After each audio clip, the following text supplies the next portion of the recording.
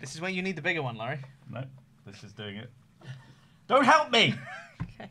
Leave this in. None of this is going in the episode. Leave this in. Absolutely not. Leave it in. Whitney, leave it in. No. Insubordination. Welcome back to Tables, Lists, and Chairs. I'm so glad you didn't say lists and, List Laurie, and. like you were threatening to do. Then it'd be lists and chairs. If it's your first time here, here's what happens on Tables, Lists, and Chairs. Each of us have made our top 10 list of a certain category, and we're going to go through and reveal our picks at the same time, and then we're going to mock each other, probably, for our picks. For this episode, we are doing the 10 best WWE Saudi Arabia matches. That's an oxymoron. There's no best. Well, Not in I've Saudi been Arabia. swindled. you've been swindled. How Yeah, so? I was offered 2 good episodes, and then you were like, "But you also want to do best Saudi matches?" I was like, "Well, no." We're talking about good things. It's the best Saudi matches. We're not even doing the worst Saudi matches next week or anything. We're not going to talk about negativity. The lowest bar. Yeah, exactly. Look at him jump that little hurdle. It's going to be great. If it is your first time here, please do subscribe to the channel and like the video. And let's get into number 10. 3, 2, 1. Skadoosh! Seth Rollins versus The Fiend. Yeah. Okay. Men's Chamber 2022 and Shane McMahon versus Dolph Ziggler. Ooh. What the f are either of you on about? A great injustice was fixed here. A great injustice. Shane McMahon became the best in the world. It's hilarious. That is really funny. How can you not like this? This is hilarious. See, I said to Pete before we started filming this that I resisted the urge to go full troll picks. Yeah. But you haven't. Well, You okay. quite clearly haven't. Okay, my first couple of picks may be slightly trolly. My higher ones are genuinely great matches. This is the finals of the Best in the World tournament was Dolph Ziggler versus The Miz. And it was won by Shane McMahon. How can you not like it? It's hilarious. Very easily. I like the fact that says everything you need to know about the Saudi Arabia stuff. It's Yeah. like, we've already been paid, guys. Yeah. It doesn't matter. It doesn't matter what we Just do what we do. want. Yes. Seth Rollins Fiend? Yeah? Yeah. All right. This fixes a problem that Yowie they have. wowie. Yowie wowie, yummy Yummy mummy. mummy. Yeah. All right. Yowie wowie, yummy mummy. Yeah. And yeah, this is still when The Fiend was good. They hadn't quite ruined The Fiend at Saudi Arabia yet. Sure. And it had some fun bits. I Yeah. liked the red light. I know a lot of people didn't. Yeah. I did. Yeah. I didn't mind it. It had the really fun dropping into the weird technical area Oh, and yeah. it all explodes and then The Fiend goes, "Oh, he's still alive!" It's stupid. I love it.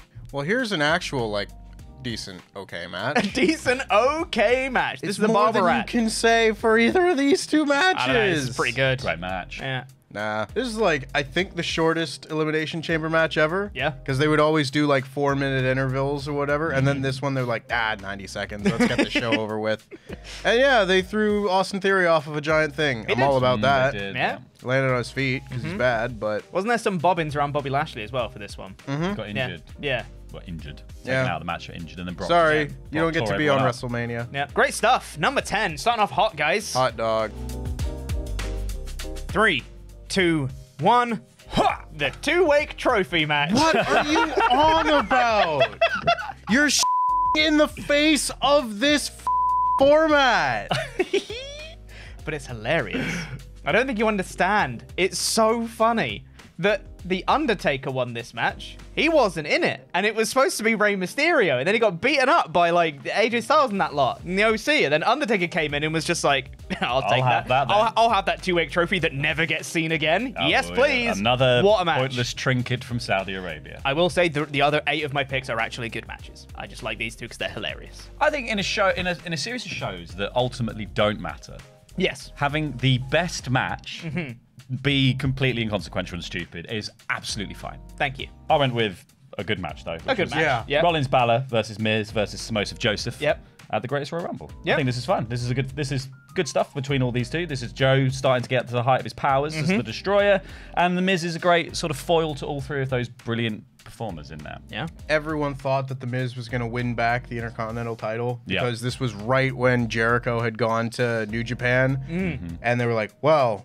they need Miz to break Jericho's IC title record. Yeah. And then he just didn't and hasn't. Yeah, in the yeah. last Yeah. 5 years, They he's were like- never won it again. Crazy. They were talking that up on commentary the whole match, and then Seth Rollins just goes boing No, thank you. out of nowhere. That's Yeah. brilliant. Yeah. The best of the Mansoor Mansoor Cesaro, obligatory Saudi Arabia matches. Yeah, is that's good. fair. You know, it's hey, I will take any excuse to put Cesaro on a pay-per-view for 15 minutes. And they did that here, Yeah. and it was great. Yeah. First time that the Saudi crowd have been truly alive as well at this point. They Yeah, were like, absolutely. hey, yes, we're into this. Person we like. Yeah, it's great. 3, 2, 1. Oh, you've got this. Oh, okay. All right, yeah. See, good match. You were saying it. It's the best of the Mansoor matches. It's good stuff. It's Cesaro wrestling on a pay-per-view 15 minutes. It's not going to be bad. That's why it's number 8. It's good. And also, 4-way ladder match. Yeah. Yeah. Also good. Yeah. Good little matches before we realized how bad these Saudi shows were going to be. Yeah. But then Seth Rollins, your boy, put in the work. He's in so many of my picks. Yeah, that's fair. He's like the MVP of Saudi Arabia. This is a really fun match. It's got all the stuff with the Rollins' leg getting worked over, and he does the sort of misses the stomp because he buckles and falls into AJ. There's all good stuff, and then he gets crowned. The new World Heavyweight Champ. Very good. Important as well. Yeah. 3, 2, 1. Becky Lynch versus Lita. Ooh. Oh, you got him! I did the thing! I did punched the match. mic! No. Stupid. No, You're an idiot. no, but it's good. Poor taste. It's good. This could have been in this spot on your list had you not put a bunch of stupid things in the first 2 spots. You're right, but I still like this one. This is good. It's because everyone at this point was like, wait, Lita's going to be in Saudi Arabia. Lita's going to hit the world's lowest moonsault? Yeah, exactly. And it's great. And this was when they started doing like women's matches that were actually like good in Saudi Arabia. They'd done a couple of them up to this point. And this was like peak nostalgia. This was like one of those nostalgia matches that actually made sense for a Saudi show rather than just like, I don't know, Team Hogan versus Team Flair, you know, whatever, for no reason. This made sense. It was a really good match. It was fun. And nostalgia is always good. Nostalgia is always good. Nostalgia's always good. Quinnell 2023. It is. Well, you say this is when they started having good women's matches. Also, Becky Lynch. No. Lynch. Lynch. Yep. Lynch. Becky Lynch. Becky Lynch. I love That's the her name. confidence. I was very confident in that, yeah. The Lynch Becky who Lynch. stole Christmas. Anyway, this match is better than that one.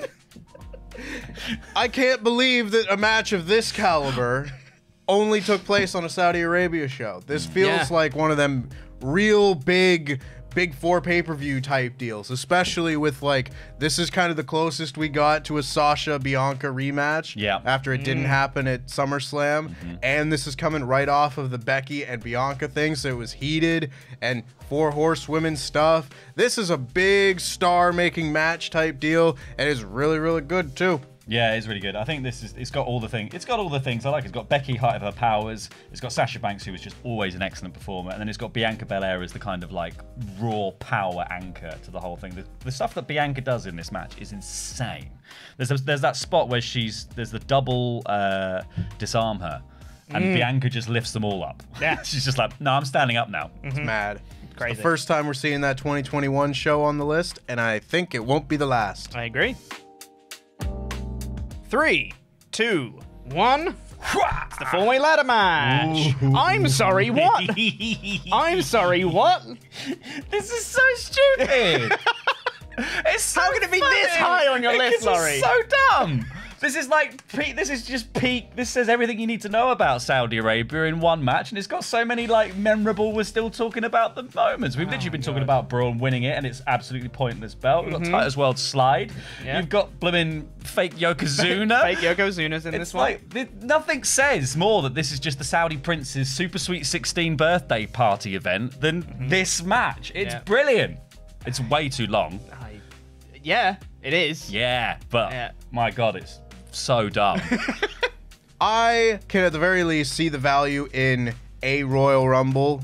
Sure. Like a Royal Rumble still has a charm to it, even if it's a long, boring Royal Rumble. Yeah.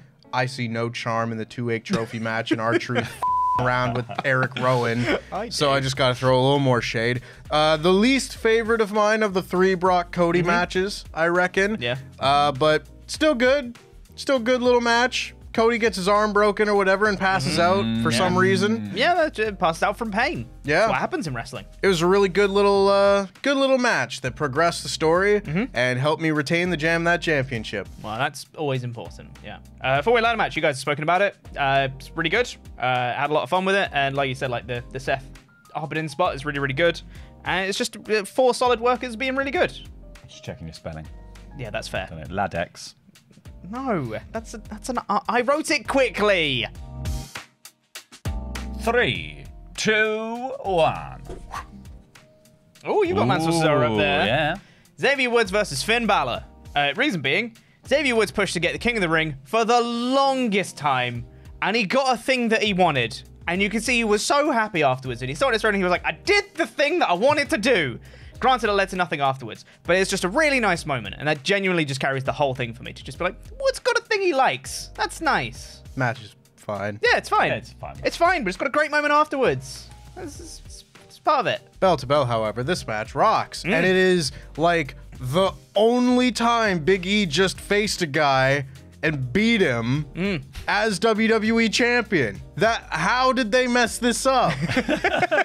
Let's have your WWE champion face another top guy, have a great match, and win. Oh, they did it once. Clearly they could figure it out, but they never did it again. Mansoor Cesaro. It's good. It's good. I think it's good. It's nice also. It was just, I think it was nice I think everyone was just pleasantly surprised by how good Mansoor actually turned out to be. Yeah. Because they had not used him on anything. No. And that turns out that was all contractual because he wasn't allowed to lose because of the deal. But it turns out he's pretty good. And this was a good match. And the crowd were really into it. And how crazy to think that like one of your first ever WWE matches is in front of an audience that big. And you could see how much it meant to him. So I like that. He goes higher on my list. 3, 2, 1. All right. Ooh, good. Good. Yeah, good. Yeah. Yeah. All good picks. I appreciate this. I mean, you guys have spoken about it before, but this is like awesome. Yeah, did you leave the surnames off just in case you misspelled again? There's a surname on there. I just wanted all the B's. All the B's. All the B's. Beads. Bees? Beads. Beads? This is Becky, Bianca, and Banks. Yeah, I mean, you guys spoke about it. It's an awesome match. The pass spot from Bianca's wild. These three are awesome, and they had a really good match. It's unsurprising. This match has also already been spoken about, but this was on a good show. It's the opening match. These two have really good chemistry together. Shocker. They might be the two best workers in the company. It's not true. It's Gunther. But it's a great little match. Great match on a good show. New world champion. Felt important. And it felt like a match worthy of being the first match for a new world title. Fair. Yeah. Both brilliant people. Very good wrestlers. A country that's only just been exposed to the idea of women's wrestling, and then they're like, we're going to do a last woman standing match. And they do all the crazy spots you would imagine. They found just weird stuff to do all across the board. There's the whole, Bianca's trapped in the stairs bit by the ring, and Bayley's playing like whack-a-mole with her head. Bayley rides on the top of the golf cart down to the ring. There's all the sort of hair spots and throwing Bayley through the table. This is just really, really fun. And like, yeah, it's got that kind of like, it's got a really good hardcore vibe going to it as well, but it is also very big, silly, and fun. And I think that's what these shows have, because they're slightly detached from regular WWE stuff, so they can be a bit more silly and a bit more fun. 3, 2, 1. Hey! We did it again! We're good. No! This You're should, bad. because it's better than that. Yeah. That's better than where you've put it. No. Yeah. Yeah, man. Yeah. I disagree. This is great, though. Hell in a Cell match was awesome. Is it the first Hell in a Cell they did in Saudi? Yes. Yeah. And it was really good. It's the only Saudi Arabia yeah. they've done in hell. This is the only Saudi Arabia they've done in Hell in a Cell. Yeah, these two are great. Great workers. Good chemistry. Seth Rollins is on this list a lot, huh? So anyway, this match that we really this like. match is great. This is so fun. Like, this is obviously Owens and Zayn just coming off the win. Reigns and Sikoa continuing the Bloodline storyline, and then you get then Jimmy bit at the end. And it's so good. It's so fun. Like, I mean, maybe it's a little bit too long as a match goes, but like, it's a Roman Reigns match. So Yep. what do you expect? But yeah, I mean, this is kind of the bit where you're like, I think everyone going into this was like, how on earth are they going to continue this thing now after everything that's already happened? Then you come to this and you're like, oh, okay, I like this direction. I'm really interested in this. And that sets up all the brilliant stuff they did with, you're out and I'm out too, and all that kind of stuff. It all comes from here. So this is a great match. Yeah, great finish and a really nice moment at the start where Sami Zayn's able to speak Arabic in front of the audience and everything. Very, very cool, all of that. And it was a really good little main event match to an otherwise very good show as well. 3, 2, 1. High fives all around. Yes, and chairs. And chairs. I'm included this time. This match, I think Logan Paul had shown glimmers of being really good beforehand. Everyone has his WrestleMania match where he teamed up with The Miz and everyone went, oh, okay, he's got something. Then he had the match with Miz and everyone went, oh, he's got something. Then he had this match with Roman Reigns. Everyone went, oh, Logan Paul's really good. Yeah. And this was a match where everyone goes, he's a really good wrestler. So annoying. And he did a box shot that was better than Hangman's. This match was great. This was a match so much better than what people thought it was going to be. Not just that, but this was a match when they booked it. I think most people went, really? Yeah, everyone went, wait, this is the next match and everyone for was Roman? like, oh man, I don't really want to see that. And then Yeah. he came out and he took Roman to the absolute limit and showed off all of the good things that Logan Paul can do, while still mostly being hateable. Yes. Which is, I think, one of his best assets in wrestling overall is that you can just hate this guy and it's fine. I'm going to be real smug because I had to listen to you on the SmackDown podcast be like, this is stupid. Why is Logan Paul facing Roman Reigns? And I was like, yeah, but the match is going to be awesome, though. And then it was. And I was like, I told you so. Yeah. And my God, I thought it was going to be great. I didn't know it was going to be this great. I walked away from this show being like, that might have been my favorite Roman Reigns match. I don't know if that still holds true with the benefit of hindsight, but I came away from this being like, God damn, what a great main event match. 3, 2, 1. Goldberg versus The Fiend. Joking his head I versus put Seth. joking his head first. Okay, cool. Yeah, just check. That's a match. Half of our here we list go. has been the same. Yeah. It's wild. This is my favorite, though. Kane Zayn versus the Bloodline. I was a bit down on stuff coming out of WrestleMania because I really loved the tag match and Kane and Sami Zayn winning was awesome. I still think Cody should have won, but I'm not going to dwell on that for too long. So I was a bit down on Bloodline stuff. And then I saw they were doing this match at Night of Champions, and I was like, I don't know, where's this story going at this point? Because I thought Cody was just going to win. Then you had a turn at the end, and I was like, son of a bitch, I'm in. It hooked me right back in again because I didn't know where they were going, and this sold me on the next direction of the story. And that moment of Jimmy Super King Roman is so cathartic and so awesome. I don't know why he'd want back in the Bloodline now. Not the point. I think it was a really awesome moment, and combined with the emotion of Sami Zayn coming out at the start was an unexpected, heartwarming moment that you wouldn't have thought going into the match. It just added to an amazing match. I would finally go back and watch this all the time because it's awesome. I mean, so this is the correct answer for number one. I just disagree, but that's fine. Nah, this is the best match. It's the best match. This is the first, amazing Hell in a Cell match in, forever.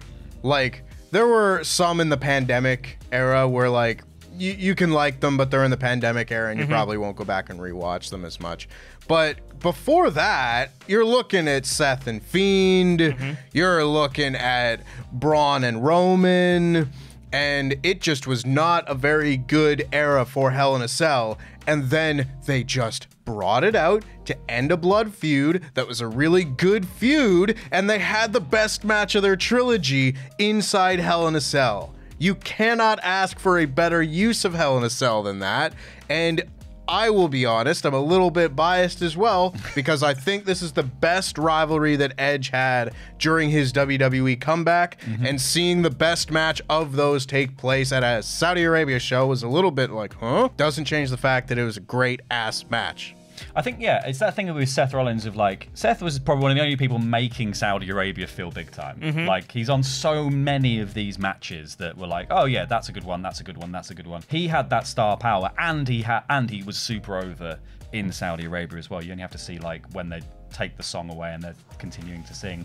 Then you have Edge coming in and being the legend and showing this real intensity in the Hell in a Cell, and it just made the whole thing feel important and serious, and like you said, like the best match of their trilogy. And it's that thing of just being consequential to the rest of the product, which a lot of other things involving a lot of the other people on the shows haven't actually been. But Seth seems to have always been in stuff that actually feels like it's important. This is important too. That was important. Yeah, that's why it was. It was third most important, though. No, it's the most important. It's number one. So those were our top 10 lists of the best WWE Saudi Arabia matches. Do you disagree? Probably. Let us know in the comments what your top 10 list would be, and stay tuned for next week, where we're going to be doing not the worst Saudi Arabia matches. We're going to be doing the best ever AEW pay-per-view matches. It's going to be great. We also have early access for that episode. It is live right now over on our Patreon page at patreon.com/WrestleTalk, so you can go watch that episode right now, which we haven't even recorded yet. We don't even know if it's good or not, but I'm sure it is. Go check it out on Patreon. If it's your first time here, subscribe, like the video. Thank you for Tempest. Thank you to Laurie for joining me. Appreciate it, and we'll see you guys next week. Jam that jam. And cheers. And cheers. 3, 2, 1. Ah! You threw your board, but we matched again! Yeah! There it is! Ah! Great match, though. Yeah. I love this match so much. It pains me to my core that I couldn't be in Toronto when this match happened. I missed it by a week.